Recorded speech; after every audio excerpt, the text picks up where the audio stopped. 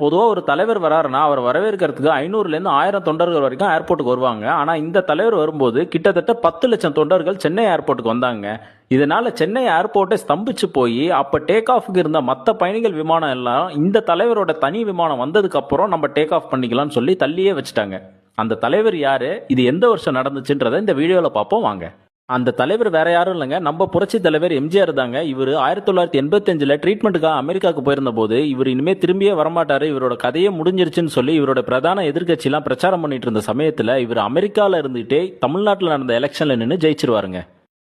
அதுக்கப்புறம் ட்ரீட்மெண்ட்லாம் முடிச்சுட்டு தனி விமானத்தில் சென்னைக்கு எம்ஜிஆர் வரும்போது தன்னோட தலைவரை மறுபடியும் உயிரோட பார்க்க போறன்ற சந்தோஷத்தில் கிட்டத்தட்ட 10 லட்சம் தொண்டர்கள் சென்னை ஏர்போர்ட்டுக்கு வந்துட்டாங்க.